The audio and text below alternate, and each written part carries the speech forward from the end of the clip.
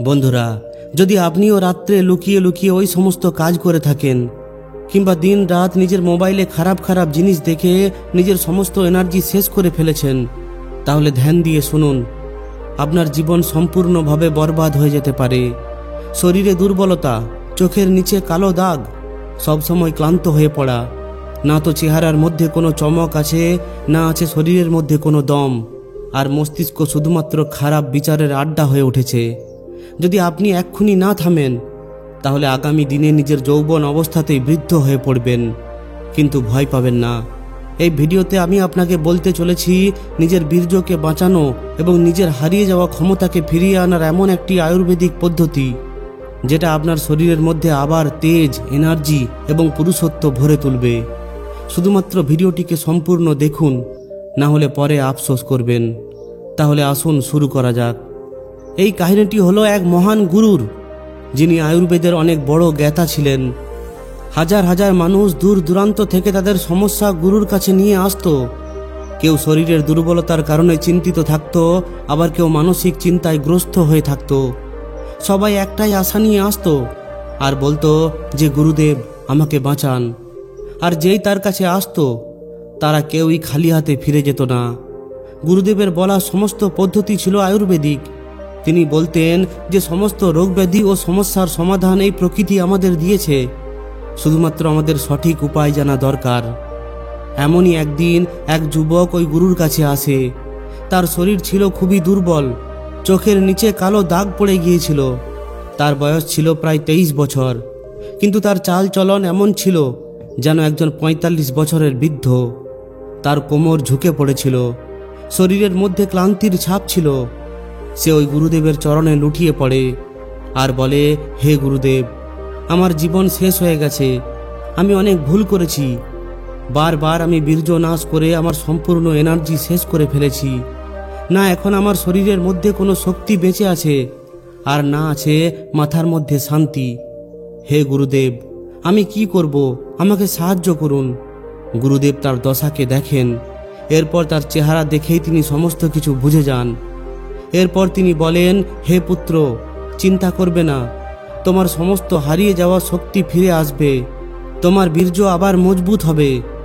আজ আমি তোমাকে এমন একটি আয়ুর্বেদিক পদ্ধতি বলতে চলেছি, যার প্রয়োগ যদি তুমি ভালোভাবে করো, তাহলে শুধুমাত্র 15 দিনেই তুমি নিজেকে আগের মতো শক্তিশালী এবং মজবুত অনুভব করবে। তুমি নিজের সমস্ত শক্তি ফিরে পাবে। তোমার চেহারায় উজ্জ্বলতা, আওয়াজে গম্ভীরতা আর চালচলনে আত্মবিশ্বাস ফুটে উঠবে। এই পদ্ধতি আমি না জানি কত মানুষকে বলেছি, আর যেই এটাকে আপন করেছে সেই অনেক উপকার পেয়েছে। এটা শুনে ওই যুবকের মধ্যে একটি আশার আলো ফুটে ওঠে। এরপর গুরুদেব বলেন, হে পুত্র, আজ যে অবস্থা তোমার হয়েছে, এই একই অবস্থা আজকাল অনেক যুবকের হচ্ছে। কিন্তু এর গোড়ায় যে কারণটি রয়েছে সেটা লোকেরা বোঝে না। তুমি কি জানো যে বীর্য কি? এটা শরীর থেকে নিঃসৃত হওয়া কোনো সাধারণ রস নয়। এটা হলো তোমার সম্পূর্ণ শরীরের ক্ষমতা ও এনার্জি, যেটা তৈরি করার জন্য তোমার শরীরের সম্পূর্ণ 30 দিন সময় লাগে। তবে গিয়ে তোমার শরীরের সম্পূর্ণ পুষ্টি থেকে, রক্ত থেকে, মাংসপিণ্ড থেকে নিঃসৃত হয়ে এই বীর্য তৈরি হয়। আর যখন তুমি সেটাকে বারবার নষ্ট করো, তখন বুঝে নাও যে শরীর থেকে তুমি নিজের শক্তিকে অপচয় করছো। এই অবস্থায় তুমি ধীরে ধীরে দুর্বল হয়ে পড়বে আর তোমার শরীর অসুস্থতায় ভরে উঠবে। তখন যুবক একটু অবাক হয়ে বলে, হে গুরুদেব, এতে সত্যি কি এত ক্ষতি হয়? তখন গুরুদেব বলেন, একটি উদাহরণ দিচ্ছি শোনো। যদি কোনো গাছের শেকড়কে প্রতিদিন একটু একটু করে কাটা হয়, তাহলে কি ওই গাছ সবুজে ভরে থাকবে? ধীরে ধীরে ওই গাছ শুকাতে শুরু করবে, তার পাতা হলুদ হয়ে আসবে। এরপর একদিন ওই গাছ মাটিতে আছড়ে পড়বে। তোমার শরীরও হলো ওই একটি গাছের মতো, আর বীর্য হলো তার শেকড়। যদি তুমি বারবার বীর্য নাশ করো, তাহলে তুমি নিজের শেকড়কে একটু একটু করে কাটছো। এটা শুনে যুবকের চেহারায় চিন্তার ছাপ ফুটে ওঠে। এরপর গুরুদেব বলেন, আরও একটি কথা শোনো। তুমি সারা দিন খাবার খাও, জল পান করো, কিন্তু একটু ভাবো, যদি প্রতিদিন 1 গ্লাস করে রক্ত তোমার শরীর থেকে বের করে নেওয়া হয়, তাহলে কি তোমার শক্তি বাঁচবে? ব্যাস, এটাই তুমি নিজের বীর্য নাশ করছো। বীর্য শুধুমাত্র একটি সাদা জল নয়, এটা রক্তেরই গাঢ় রূপ। এটা হলো আমাদের জীবনের রস। এর মধ্যে তোমার হাড়ের ক্ষমতা রয়েছে, মাংসপেশির এনার্জি রয়েছে, মস্তিষ্কের আলো রয়েছে। যখন এটা কম হতে থাকে তখন শরীর দুর্বল হয়ে পড়ে। তখন ওই যুবক একটু শান্ত স্বরে বলে, হে গুরুদেব, আমি কখনোই এই সমস্ত কিছু ভাবিনি। আমি এখন নিজের ভুল বুঝতে পেরেছি। তখন গুরুদেব বলেন, এখন তো বুঝে গেছো যে বীর্য নাশ করা হলো নিজের হাতেই নিজের যৌবনকে শেষ করা। কিন্তু ভয় পাবে না, এখনো সমস্ত কিছু শেষ হয়ে যায়নি। আবার তোমার শরীরে শক্তি ফিরে আসতে পারে, বীর্য গাঢ় হতে পারে, যদি তুমি আজ থেকেই নিজের ওপর নিয়ন্ত্রণ রাখো আর আমি যেটা বলছি সেই পদ্ধতি যদি আপন করো। তখন যুবক বলে, বলুন গুরুদেব, কি পদ্ধতি? গুরুদেব বলেন, এক্ষুনি বলছি, কিন্তু তার আগে এটা বুঝে নাও যে শরীরকে ভরে তোলার জন্য ভালো জিনিসের দরকার। যেমন একটি ভেঙে পড়া দেওয়ালকে মজবুত ইট দিয়ে আবার দাঁড় করানো হয়, ঠিক এইভাবেই শরীরের বীর্য বাড়িয়ে তোলার জন্য শুদ্ধ ও বলদায়ক আহারের প্রয়োজন।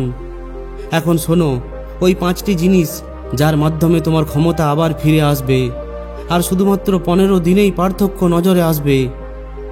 এরপর গুরুদেব বলেন যে প্রথম উপাদান হলো দুধ। এটা শুনে ওই যুবক একটু আশ্চর্য হয়ে বলে যে গুরুদেব, দুধ তো আমরা প্রতিদিনই পান করি, এর মধ্যে এমন কি বিশেষ ব্যাপার আছে? গুরুদেব বলেন, যেটাকে তুমি খুবই সাধারণ বলে ভাবো সেটা আসলে দেবতাদের অমৃত। দুধকে এমনি এমনি সম্পূর্ণ আহার বলা হয়নি। এর মধ্যে ওই সমস্ত কিছু আছে যেটা তোমার বীর্যকে মজবুত করবে আর শরীরের হারিয়ে যাওয়া এনার্জিকে ফিরিয়ে আনবে। যুবক ধ্যান দিয়ে শুনতে থাকে। গুরুদেব এরপর বলেন যে দুধের মধ্যে ক্যালসিয়াম আছে যাতে তোমার হাড় মজবুত হয়, প্রোটিন আছে যার মাধ্যমে তোমার শরীরের দুর্বলতা কম হয়, ভিটামিন আছে যেটা তোমার রক্তকে শুদ্ধ করে, আর সবথেকে বিশেষ ব্যাপার হলো দুধের মধ্যে ওজাস বাড়িয়ে তোলার শক্তি রয়েছে। যার চেহারার মধ্যে ওজাস থাকে সে কোনো কিছু না বলেই নিজের প্রভাব ফেলতে পারে। তার চোখের মধ্যে একটি উজ্জ্বলতা আসে, আওয়াজের মধ্যে গম্ভীরতা আসে, আর মনের মধ্যে আত্মবিশ্বাস ফুটে ওঠে। দুধ পান করার ফলে তোমার শরীরের মধ্যে এই ওজাসও বাড়ে। এরপর গুরু একটি উদাহরণ দেন। তিনি বলেন যে কখনো কোনো বাছুরকে দেখেছো যে কিভাবে সকাল থেকে সন্ধ্যা পর্যন্ত লাফালাফি করে বেড়ায়? সে কখনোই ক্লান্ত হয় না, কখনোই দুর্বল হয়ে পড়ে না, কারণ সে শুধুমাত্র দুধ পান করে। দুধ পান করে তার মধ্যে এমন এনার্জি থাকে যে সারা দিন খেলতে পারে। আর যে ব্যক্তি নিয়মিত দুধ পান করে তার শরীরও এই এনার্জিতে ভরে ওঠে। সে তাড়াতাড়ি ক্লান্ত হয় না, তাড়াতাড়ি বৃদ্ধ হয়ে পড়ে না, আর সবথেকে বড় ব্যাপার হলো তার বীর্য বলবান হয়ে ওঠে। এরপর গুরুদেব বলেন যে দুধই হলো ওই উপাদান যার মধ্যে তোমার ক্ষমতা এবং বীর্যের ভবন দাঁড়িয়ে আছে। যদি তুমি প্রত্যেক দিন রাত্রে ঘুমানোর আগে গরম দুধ পান করো তাহলে তোমার শরীরের হারিয়ে যাওয়া ক্ষমতা ধীরে ধীরে ফিরে পাবে।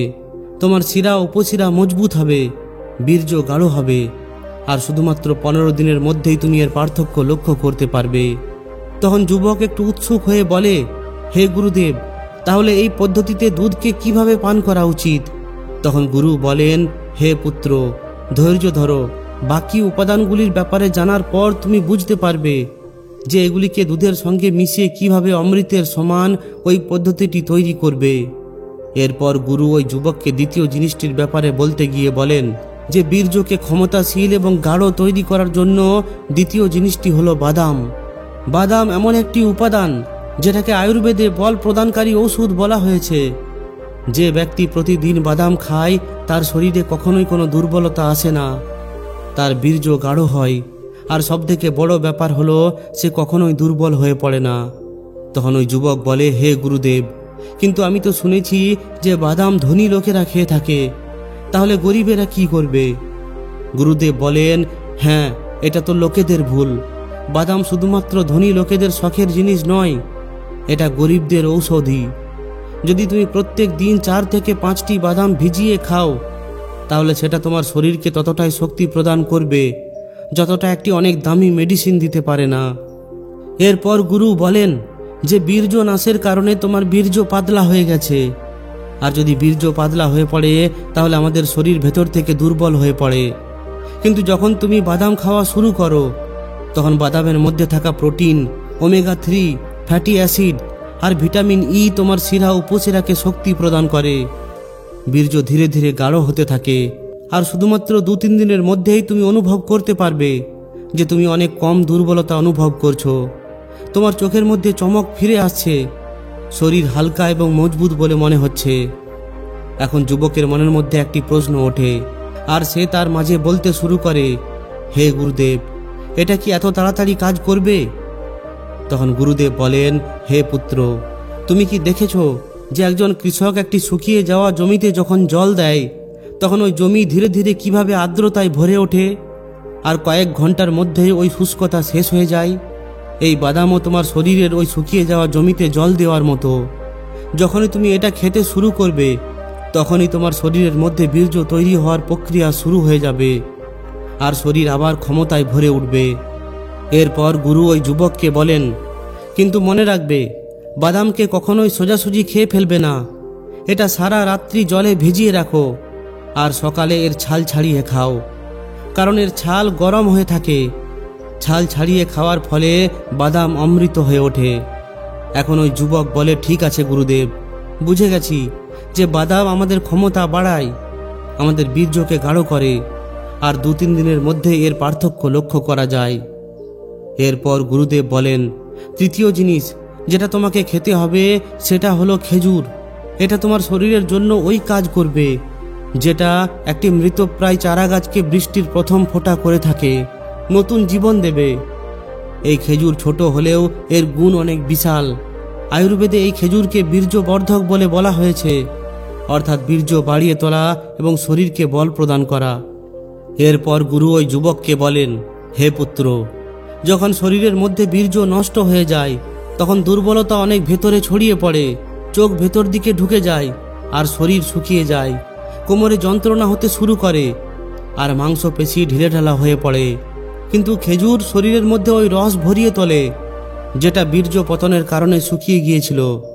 খেজুর সঙ্গে সঙ্গে রক্ত উৎপাদন করে, আর সবথেকে বিশেষ ব্যাপার হলো বীর্যকে গাঢ় করে।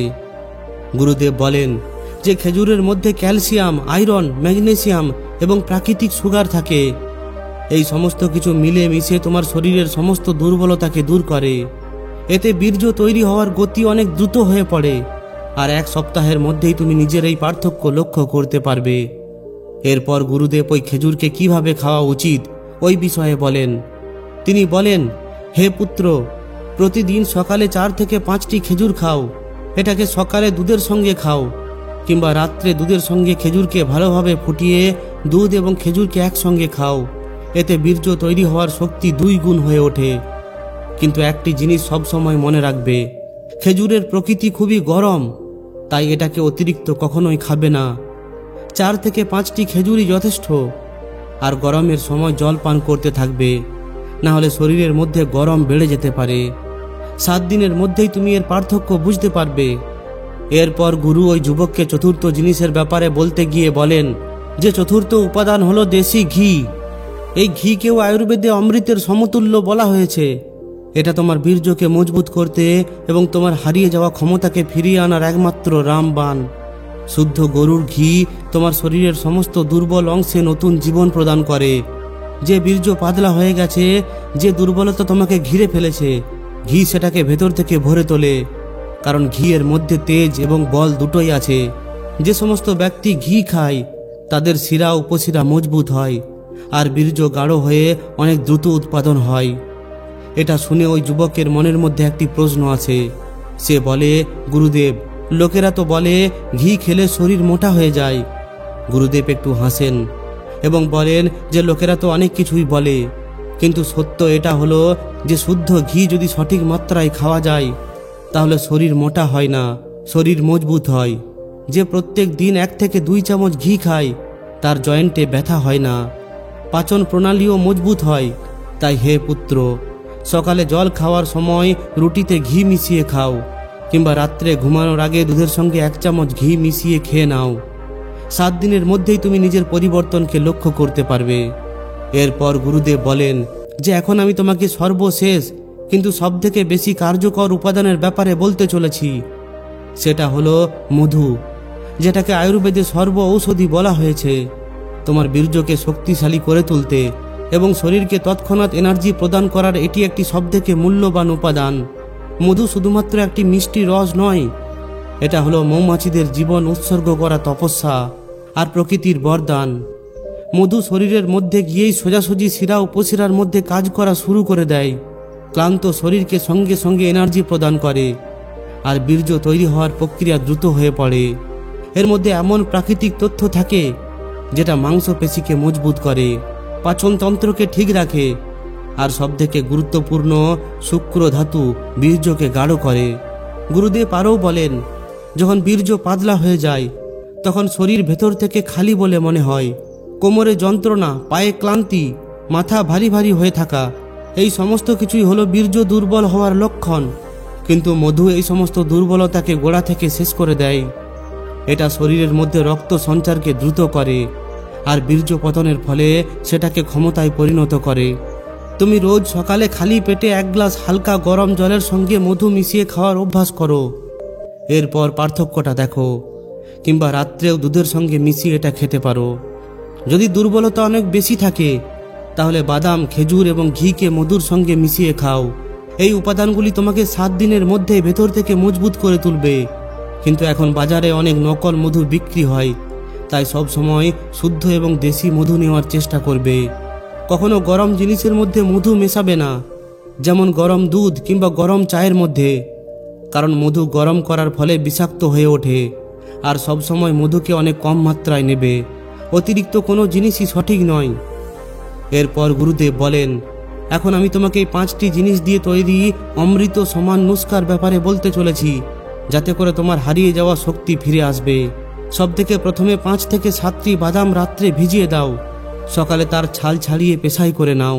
এরপর 3 থেকে 4টি খেজুরের বীজ বের করে ছোট ছোট করে কেটে নাও, আর 1 চামচ শুদ্ধ দেশি ঘি নিয়ে নাও। এর সঙ্গে সঙ্গে 1 গ্লাস গরুর দুধ গরম করে ঠান্ডা করে নাও, আর 1 চামচ শুদ্ধ মধু নিয়ে নাও। এরপর সবথেকে প্রথমে বাদাম এবং খেজুরকে ওই দুধের সঙ্গে মিশিয়ে ভালোভাবে ফুটিয়ে নাও। এরপর সেটাকে ঠান্ডা করে তার মধ্যে ঘি এবং মধু মিশিয়ে খেয়ে নাও। ব্যাস, তাহলেই তোমার কাজ হয়ে যাবে। এই উপাদানটিকে সকালে খালি পেটে পান করো, অথবা রাত্রে ঘুমানোর আগেও খেতে পারো। এই উপাদানটিকে তুমি শুধুমাত্র 15 দিন ব্যবহার করে দেখো, তোমার চেহারার মধ্যে উজ্জ্বলতা ফিরে আসবে। তোমার বীর্য এত গাঢ় এবং শক্তিবান হয়ে উঠবে যে তুমি নিজেকে অন্য কোনো ব্যক্তি হিসাবে অনুভব করবে। তো বন্ধুরা, এই সমস্ত কিছু আমি আপনাদের পুরনো আয়ুর্বেদিক বিদ্যার আধারে বলেছি। যদি আপনার এই ভিডিওটি ভালো লাগে তাহলে অবশ্যই একটি লাইক ও শেয়ার করে দিন। আর যদি এই ধরনেরই আরও জ্ঞানমূলক ভিডিও পেতে চান তাহলে আমাদের এই চ্যানেলটিকে অবশ্যই সাবস্ক্রাইব করে নিন। ধন্যবাদ।